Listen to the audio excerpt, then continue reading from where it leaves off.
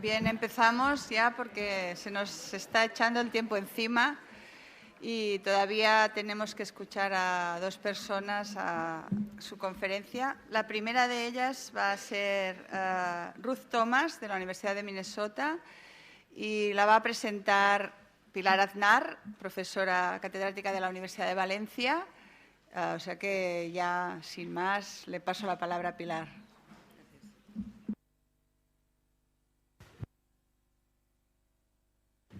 Buenos días. Good morning. Bueno, realmente estamos llegando al final de este congreso, de este foro,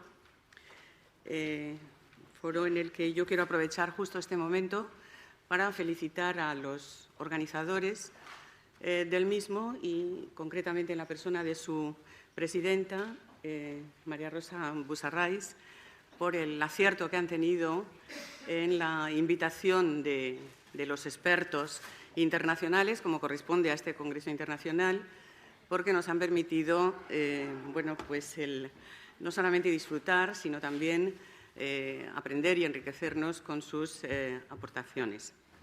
Y este es el caso, precisamente, de la ponente que ocupa la sesión en estos momentos, que se trata de la doctora Ruth Thomas.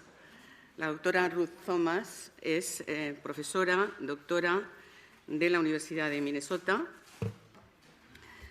Su investigación está centrada en la teoría cognitiva del diseño instruccional, del currículum y el desarrollo de programas, y así como también sus trabajos y sus publicaciones se han centrado en la interesante temática, la importante temática de la educación familiar.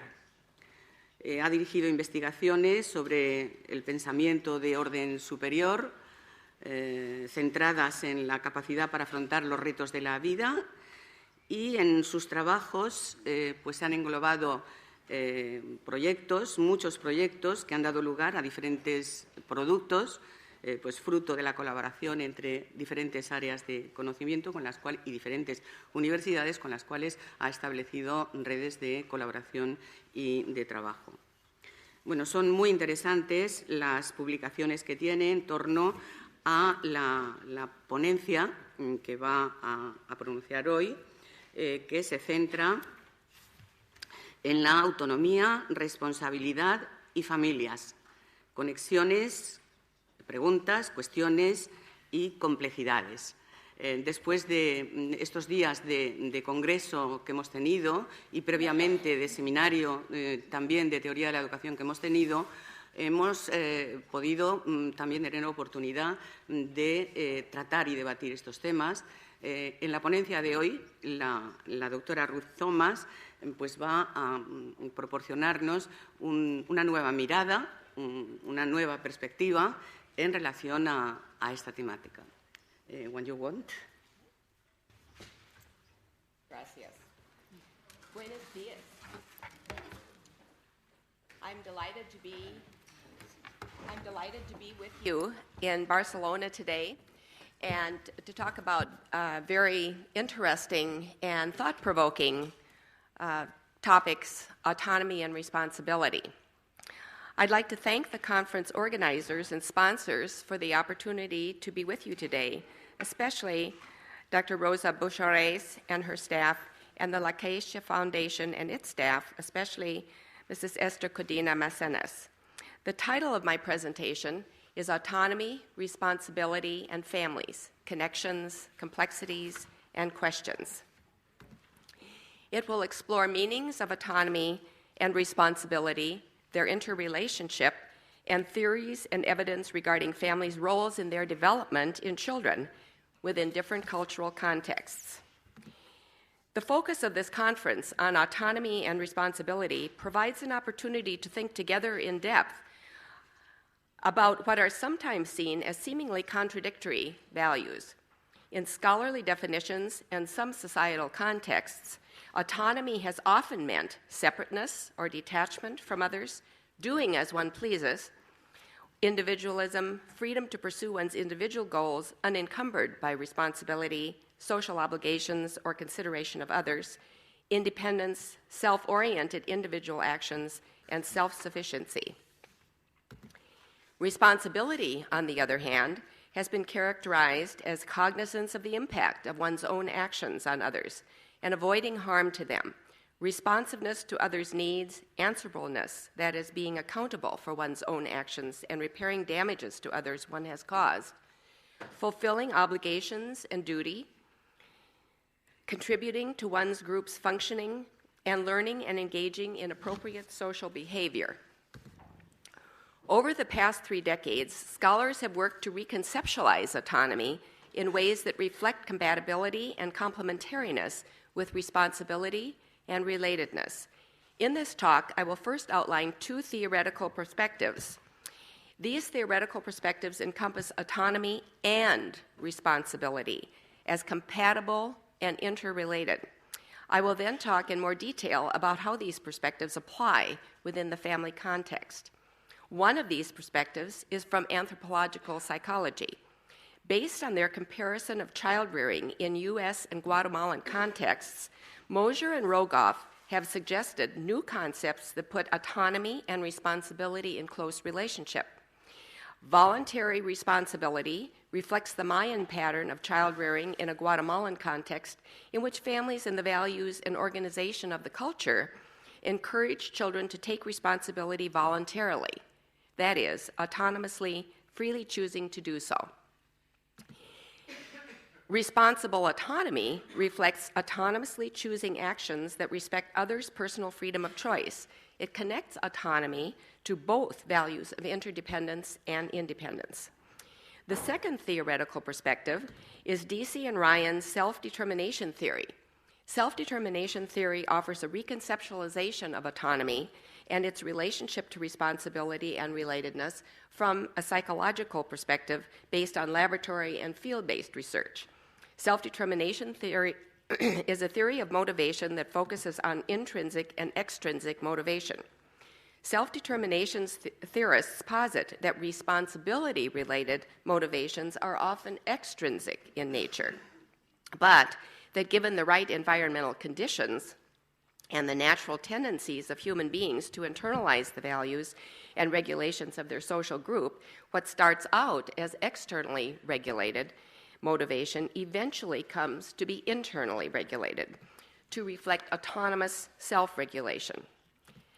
Self-determination theorists contrast meanings for autonomy with those on the left that we just reviewed a minute ago in their work, and autonomy in self-determination theory refers to volition, to experiencing oneself as an agent, as an initiator of one's own actions, to being the perceived origin or source of one's own behavior, as opposed to someone else being the source of that behavior. Self-determination theorists posit that intrinsic and extrinsic motivations are related to 3 universal, innate human psychological needs for autonomy, competence, and relatedness. Autonomy in self-determination theory, as we have just seen, refers to volition and the sense of being the origin or source of one's own behavior. Competence is the need to feel effective in one's interaction with one's environment and to experience opportunities to exercise and express one's capacities. Relatedness refers to the desire to feel connected to others, to love and care, and to be loved and cared for, to have a sense of belongingness, both with other individuals and with one's community. These 3 needs are seen as closely interrelated in self-determination theory. The theory further suggests that the environments people experience may either facilitate or impede these needs being met. Self-determination theory distinguishes between self-determined and non-self-determined behavior. Self-determined behavior is seen as intrinsically motivated. Intrinsic motivation reflects interests and activities that a person is naturally drawn to because of his or her psychological makeup. These activities and tasks are experienced as interesting and satisfying in themselves, rather than as instrumental to some other interest external to the task or activity. Autonomy is essential to intrinsic motivation. Threats, surveillance, evaluation, and deadlines undermine intrinsic motivation and autonomy.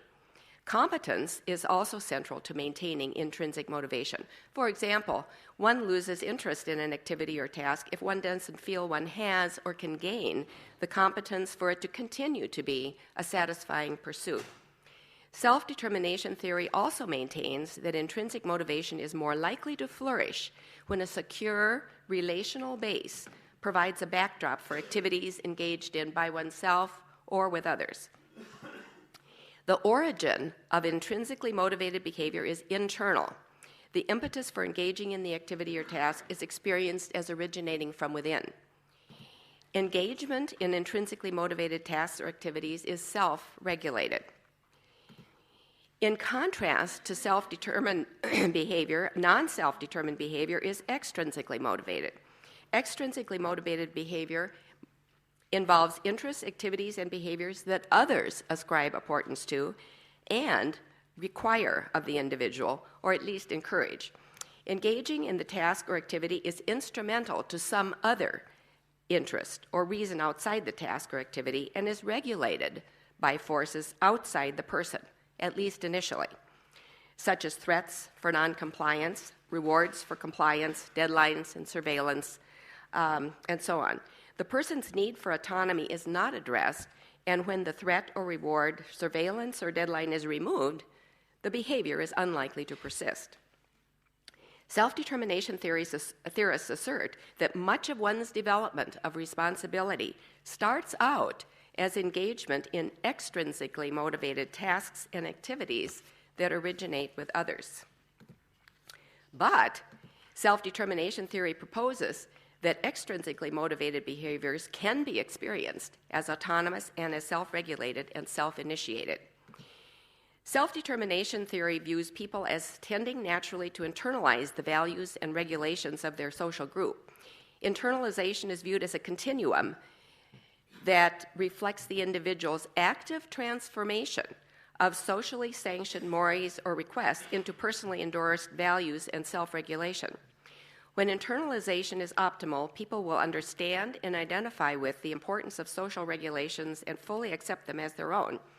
Internalization is the bidirectional process that links autonomy and responsibility, and that links the child's agency and influence to the expectations of others. According to DC and Ryan, excessive external pressures, controls, and evaluations appear to forestall rather than facilitate internalization. Behaviors that parents want their children to acquire start out as externally originated and regulated. For example, a parent asks a child to visit his or her grandmother and help the grandmother with her yard work, noting that the grandmother has something to give the child.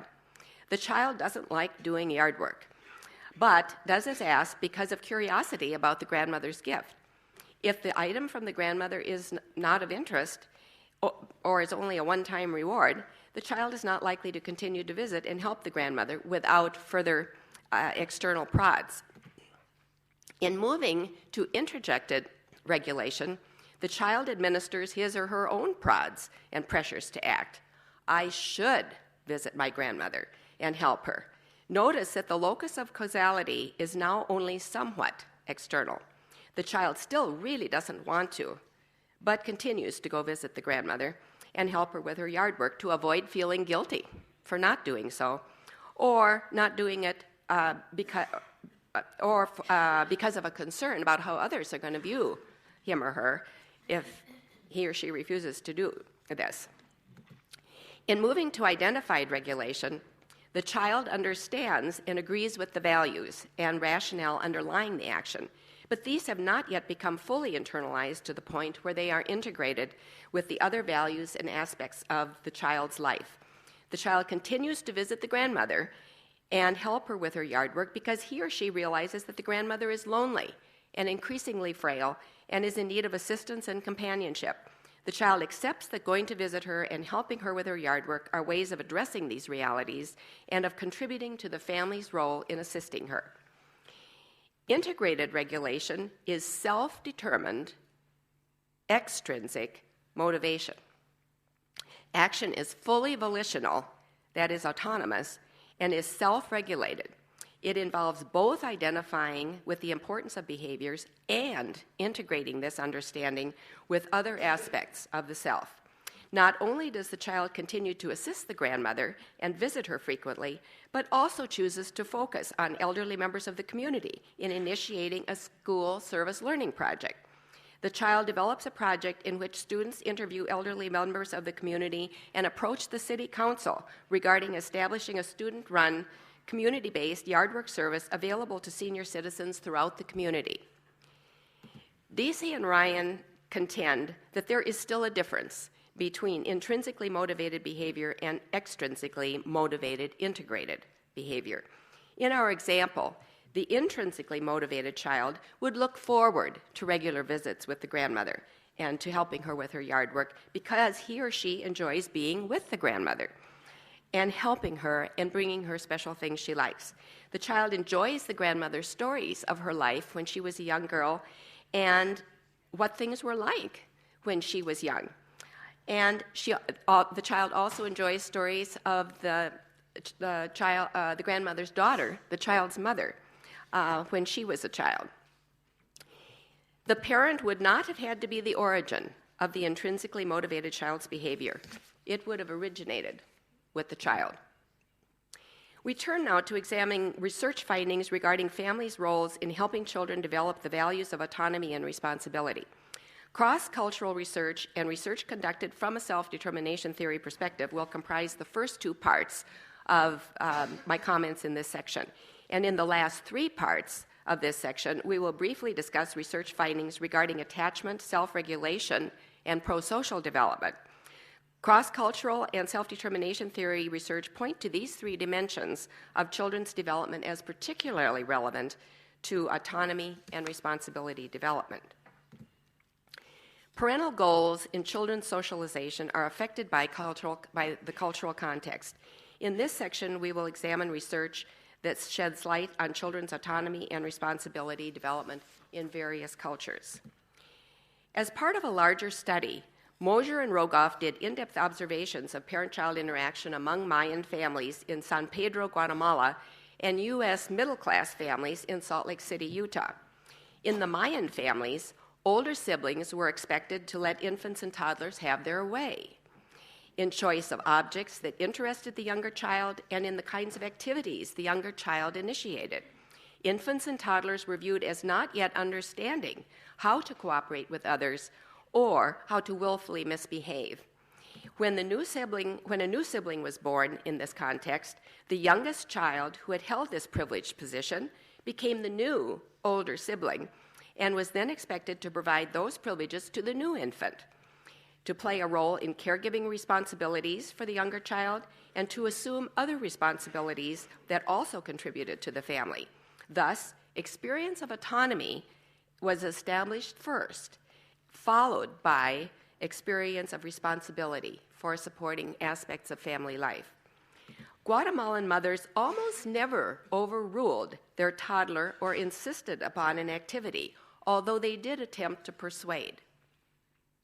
The goal in San Pedro families' practices was for families to choose by their own will, was for individuals to choose by their own will to cooperate with others. Voluntary responsibility, I don't want that one yet, and to make responsible decisions that also respected others' personal freedom of choice.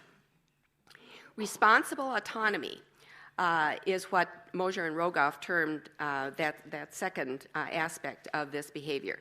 The privileged treatment of the toddler respected the child's freedom of choice and protected him or her from being forced to comply in order that he or she would learn to voluntarily cooperate.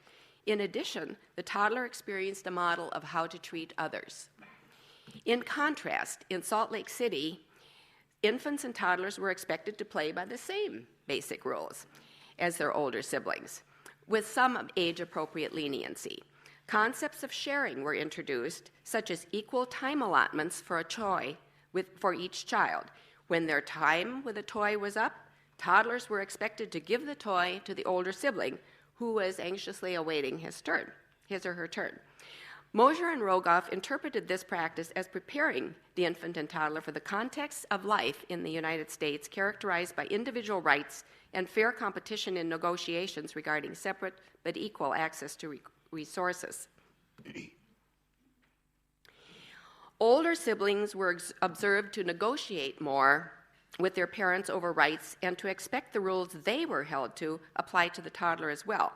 In this context, the parents sometimes forced the toddler's cooperative behavior in order to counter willfulness and assist learning of appropriate behavior. Mosier and Rogoff noted that that adversarial relations between parent and child are often initiated in these kinds of parent-child exchanges, in contrast to those in the other contexts where these were avoided. Not only were interactions between the parents and their children different in these two contexts, but interactions between the children differed as well. In San Pedro, older siblings' communication with infants and toddlers emphasized being helpful and joint activity with objects. In contrast, in the Salt Lake City families, interactions emphasized competition between the siblings, including requests for and attempts to take over objects. San Pedro older siblings did not complain about giving up an object of interest to the infant, as did older siblings in Salt Lake City. Children's responsibilities in the two contexts also differed in both amount and type. San Pedro older siblings, who were only ages 2 to 5, cared for their younger sibling, were their own primary caregivers, and had responsibility for household chores and working in the fields. In Salt Lake City, mothers reported responsibilities for toddlers and older siblings that were the same, including picking up their toys, throwing away the trash, and collecting their dirty clothes for washing. The researchers noted that responsibility for older siblings in Salt Lake City were less mature than those for the San Pedro older siblings. Oakes and Izquierdo have reported similar findings in comparing Los Angeles families in the U.S., Matsugenking families in Peru's Amazon region, and Samoan families on the island of Apollo. The meaning of autonomy reflected in Mosier and Rogoff's work is freedom of choice. Meanings of responsibility that are reflected include cooperation, consideration of and respect for others' freedom of choice, contribution to one's family's needs, and coordination of one's individual goals with those of the group. Older siblings' ability to give up their privileged status as they left toddlerhood was facilitated by a system in which both responsibility to other people and respect for individuals' choices were inherent to human relations. A system in which autonomy and responsibility were the norm. Oakes and Izquierdo noted that in contrast to families in the Peruvian and Samoan settings in their aforementioned study, Los Angeles parents had low expectations for children's day-to-day responsibilities, provided limited and inconsistent enforcement of them, and inconsistently communicated values and ideals regarding responsibility and self-reliance. I'm going to share with you an excerpt from a Los Angeles parent-child interaction transcript from Oakes and Izquierdo's work that reflects these inconsistencies. And this is an early morning breakfast scene before school. In the kitchen, Mom asks the children what they want for breakfast and puts choices on the table. She prepares lunches, reminds them to take lunch boxes, tells them to brush their teeth, comb their hair, and put on shoes. After confirming that her son, age 12, has finished breakfast, Mom asks him to take out the trash. He emphatically refuses. No. But Mom points to the garbage bags, prodding him. Come on, put your tennis shoes on now. When he goes upstairs and does not reappear, Mom yells, Mark, come on. What are you doing? He replies, playing. Resigned, she responds, never mind, I'll take it out. When Mark promises to do it, Mom responds, I'm taking it out right now. Rather than actually taking out the trash, however, she deposits the bags by the door in expectation that Mark will take them out, which he finally does. Grusek, Goodnow, and Cohen undertook a study of Australian and Canadian families to clarify conflicting findings about the consequences of children's participation in household work.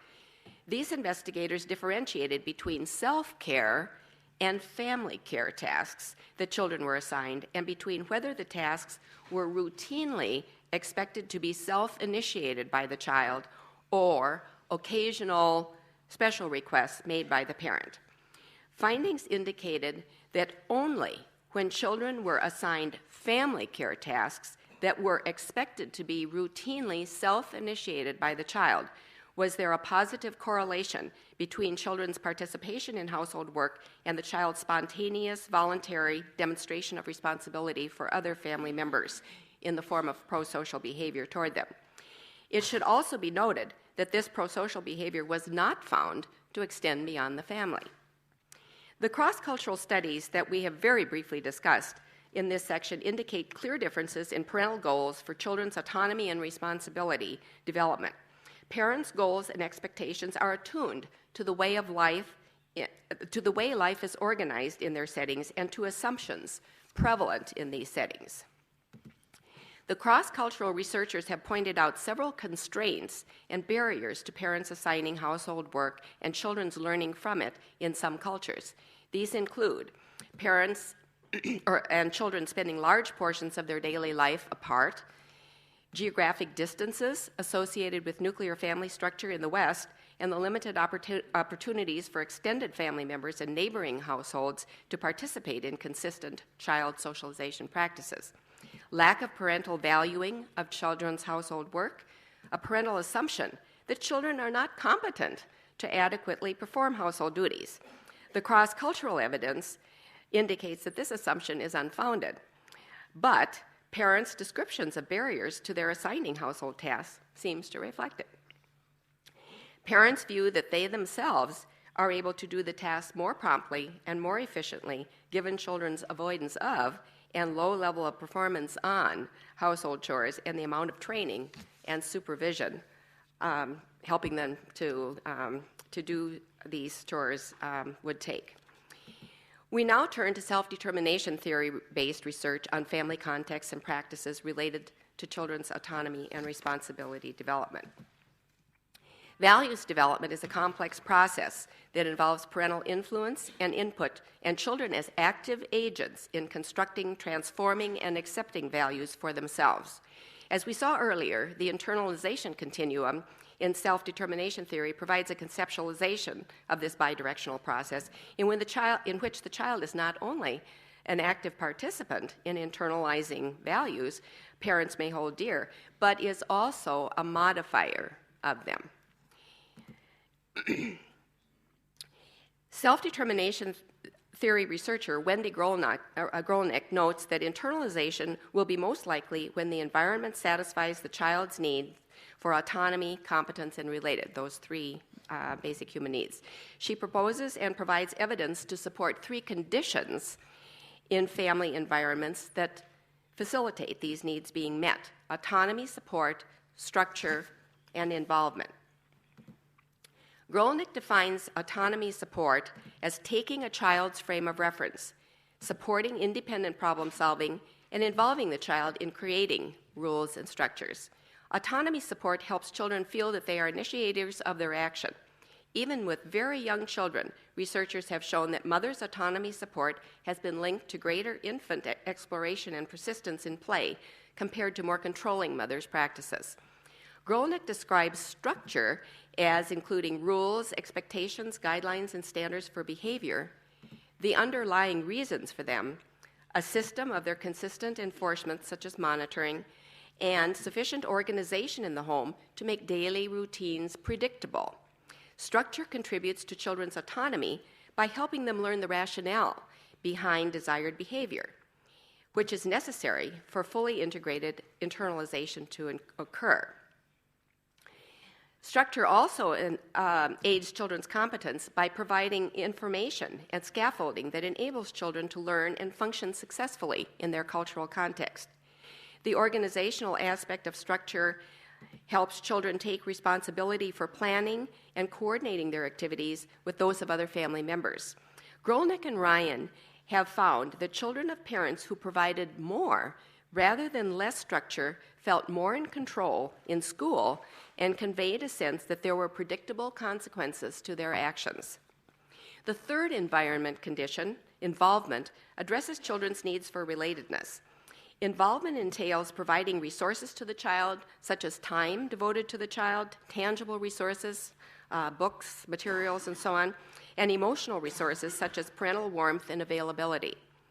Taking an interest in the child and their activities, and knowing what is going on with the child.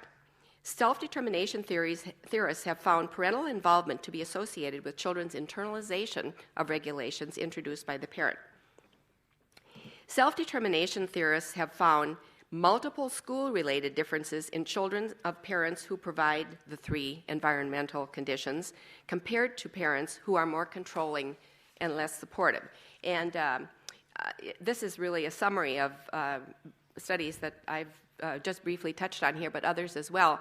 And the provision of autonomy support by parents has been related to quite a number of school-related outcomes for children, achievement, school-related competence, adjustment in school, and less disruptive behavior in the classroom, better learning skills, and so on. And these other provisions, environmental provisions, have also been related to school-related outcomes of children, and some similar to that of autonomy support, but some different, suggesting that each of these conditions provides something unique from the others.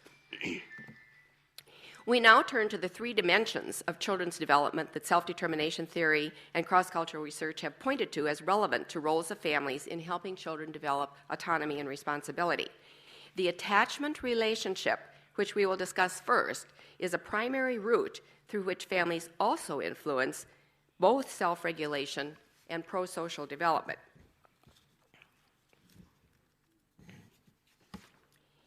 The roots of autonomy and responsibility are established in the exploratory behavior, self-regulation, and pro-social development that are linked to a securely attached caregiver-child relationship.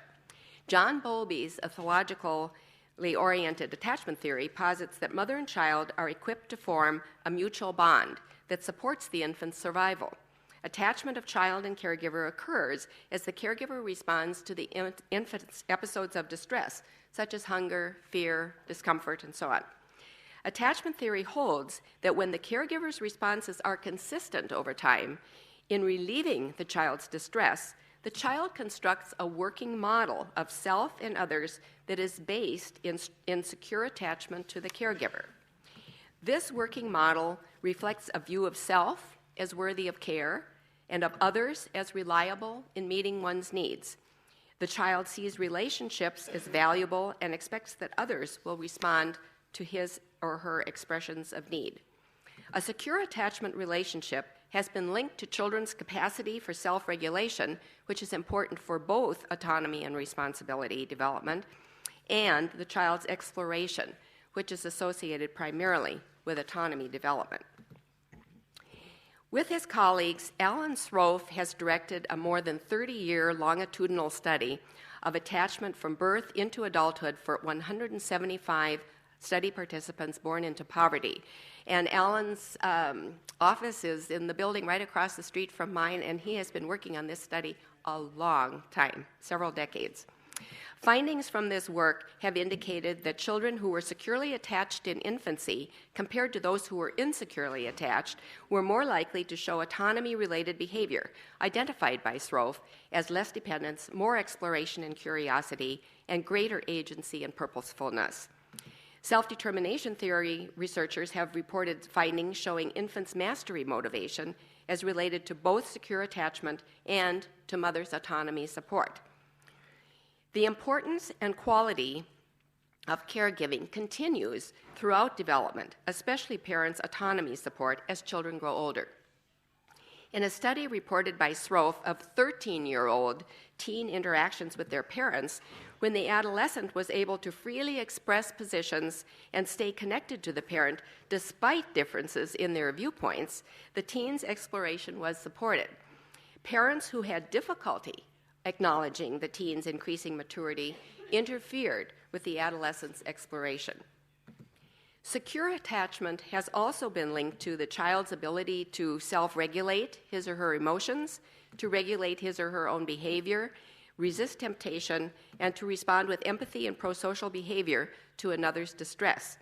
Regarding prosocial behavior, Throve's longitudinal study teams have found that children who were securely attached in infancy were more likely at preschool ages to exhibit concern for others and effective prosocial behavior, whereas children who had been insecurely attached in infancy were more likely to taunt or harass a child who was injured or to become upset and distraught. In a 2007 review of attachment findings, Hastings, Uttendale, and Sullivan reported similar findings. We now turn to the second dimension of children's development, self-regulation.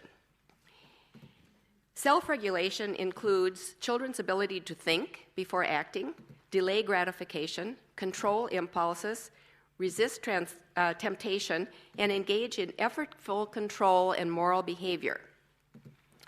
Self-regulation has physiological, cognitive, emotional, behavioral, and interpersonal social aspects. Self-regulation is central to children's abilities to be autonomous and responsible. It frees children from the need for external regulation and enables them to act autonomously in ways that consider others and that are deemed acceptable by their social group and that also are effective for their own purposes. Children's learning of self-regulation begins in infancy. For example, young infants, only 3 to 6 months old, are capable of soothing themselves when emotionally aroused and managing the focus of their attention to avoid further arousal. Regarding cognitive aspects of self-regulation, social cultural theorists suggest that by participating in daily activities and interactions in their families and communities, children not only learn how to participate in activities and functions important in their social group, but also the ways of thinking, the rationales and values that surround and guide such activities and functions. An aspect of self-regulation, emotion regulation, is increasingly thought to be involved in other aspects of self-regulation. Emotion regulation includes the use of physical, cognitive, and/or behavioral strategies to dampen or amplify internal emotional experience and/or external emotional expression. Secure attachment has been linked to infants' and children's abilities to autonomously control their emotions. Parents assist children in understanding and learning to regulate their emotions by being open to and encouraging children's emotional expression, setting limits on expressing emotions in ways that might be hurtful to others, and by discussing emotions with children. Greater social understanding supports self-regulation. Oakes and Izquierdo suggest that social awareness and social responsiveness are two keystone properties of responsibility that are centrally necessary for a child to be morally responsible in any culture. Both require social understanding. Judy Dunn, a well-known sibling researcher, reports several ways in which children's social understanding is related to having a sibling. First, the intense emotional context, both positive and negative, that siblings provide for each other gives children wide opportunities for emotional experience and for developing understanding of their own and others' experience. Second, children with siblings have more numerous opportunities at younger ages to develop their powers of social understanding, especially children with an older sibling. So those of you that have older siblings who you aren't sure if you appreciate or not, here are all the things they've contributed to your development. And not having any, I envy you. Third, the connection between imaginative pretend play and social understanding is well established. Siblings provide opportunities for each other to engage in this kind of play, especially if they like each other and have a friendly relationship. Kochanska defines conscience as a reliable internal guidance system that regulates conduct without the need for external control. Foundations for this internal guidance system have been viewed as established through children's experiences in their families, beginning with the attachment system and evolving through familial interactions as the child grows and develops. Children's development of internal moral guidelines and principles are fostered by parents providing information to children about what behaviors are expected and why, providing opportunities for children to learn about others' perspectives and feelings, providing for involvement of children in family decision-making and in thinking about moral decisions, and by providing autonomy support.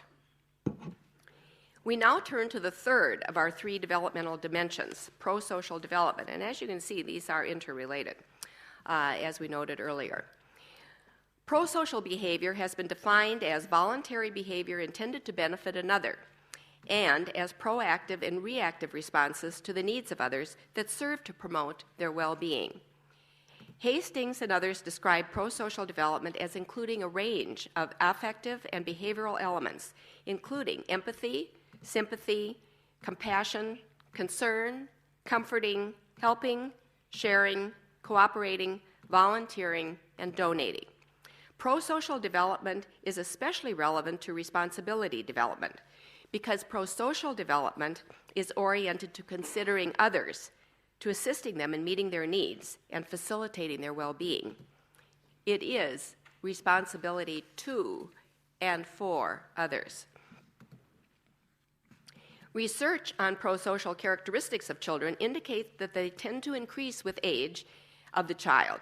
A combination of parental behaviors rather than any single behavior seems to have the greatest association with children's pro-social development. In a review of family roles of children's pro-social development, Hastings and others focused on longitudinal, replicated studies in which socializing practices and events preceded the observation of pro-social behavior. They concluded that the research on families, practices, and characteristics linked the following to children's pro-social development. First, parents' effective support of their children's emotional experience and regulation. Children whose emotional functioning is competent are more empathic, sympathetic, and helpful and kind. A secure parent-child attachment relationship. Use of reasoning and explanation in discipline situations and avoidance of assertive discipline. And that would be power assertive discipline, and that would be like do it because I said so, or using physical force or other kinds of force or punishment, as was noted earlier today. Close and friendly sibling relationships, providing a stable and economically secure home, and providing opportunities for children to experience taking care of needs of others through volunteer and community activities.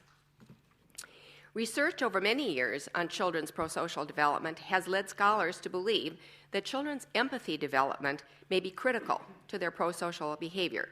Empathy has been defined as emotional capacity to apprehend the affective states of others and to some extent share in their affective experiences. Other definitions noted by Hoffman include cognitive awareness of another person's internal states and vicarious affective response to another person. Many of the parental practices that support children's pro-social development also support children's empathy development. And you can see, I think, the complex of parental practices that relate to several of these dimensions of development. We now turn to some connections and complexities regarding families' roles of in children's development and of autonomy and responsibility values, and to some questions that are suggested by what we have discussed. Connections between autonomy and responsibility have been widely apparent in this discussion, which has provided concepts and theoretical perspectives that not only encompass both autonomy and responsibility as compatible and complementary, but that integrate them.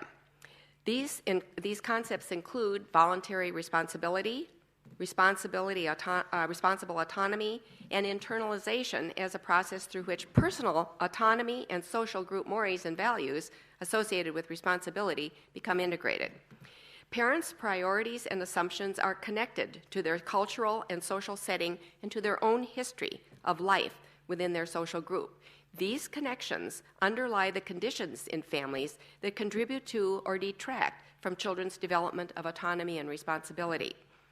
Children's experience in their families is connected to the security of their attachment relationship, their self-regulation capacities, and their pro-social development, which in turn are connected to and critical to children's autonomy and responsibility development.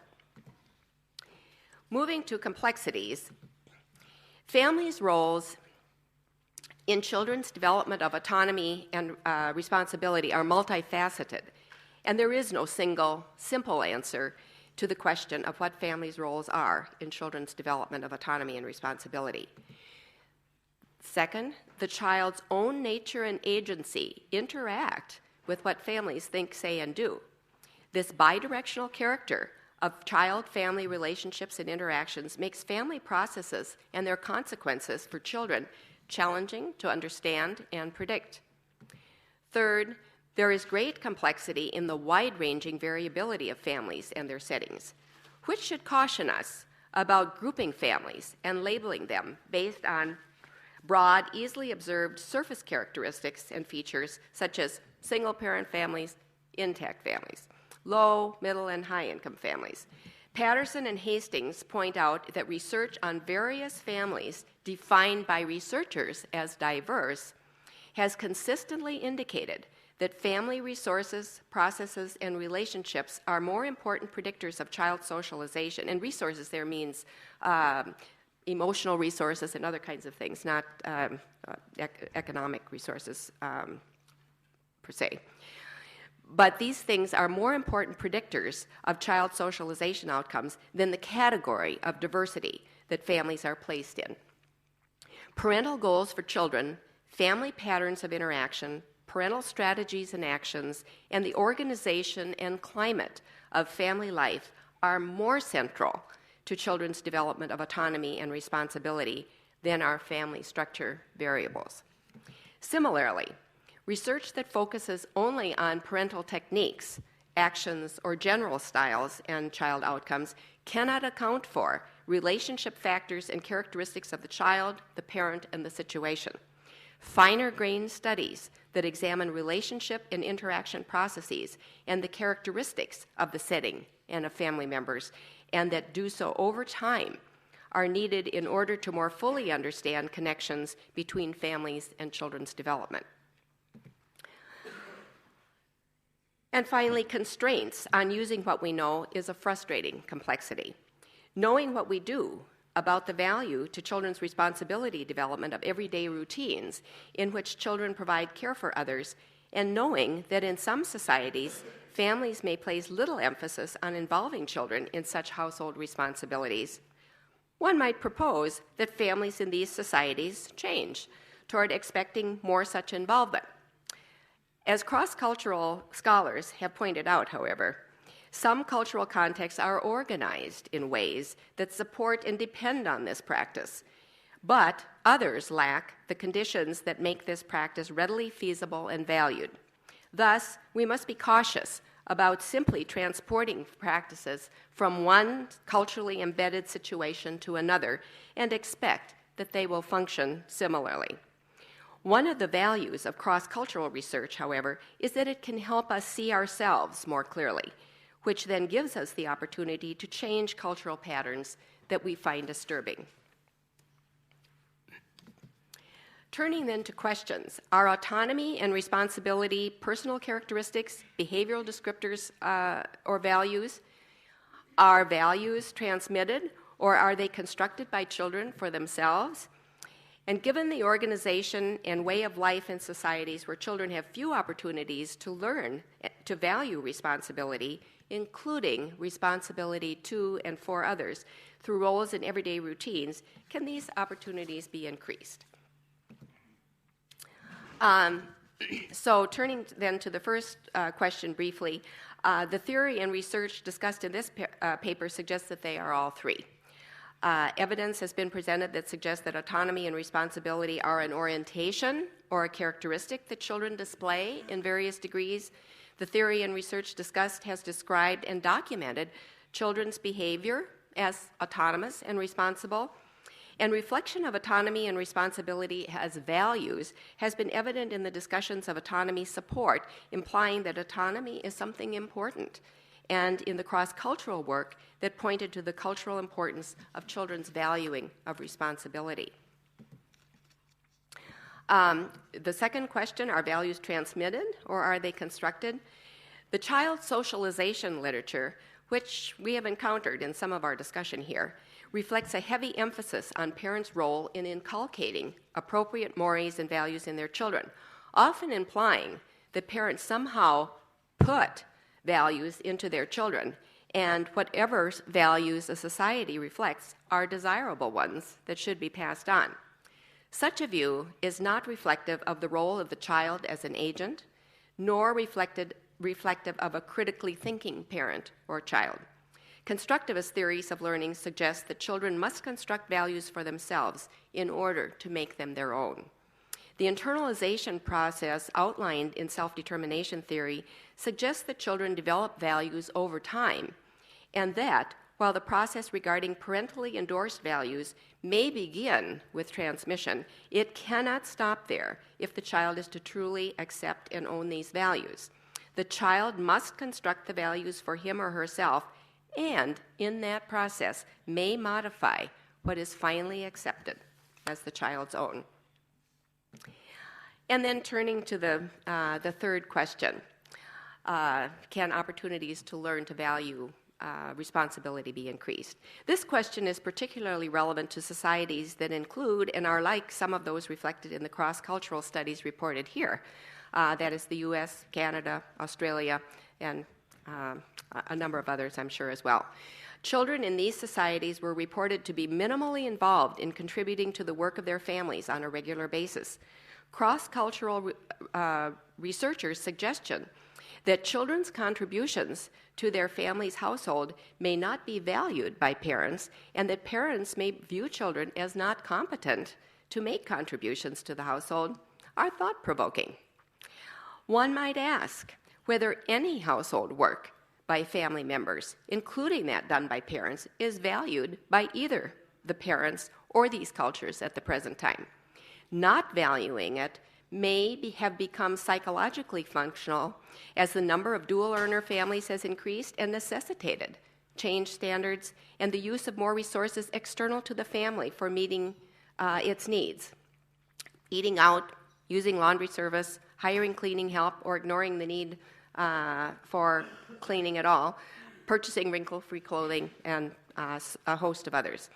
Limitations on the time parents have available to be concerned about household tasks in general and the difficulty of finding time to help their children learn to do them seem reflected in parents' view that it is easier just to do it themselves.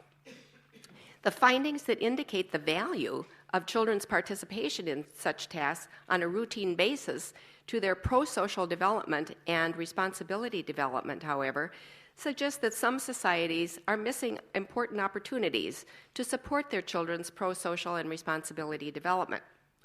Schools have increasingly involved children in community service through service learning and other projects, with some evidence that these experiences do contribute to children's pro-social development.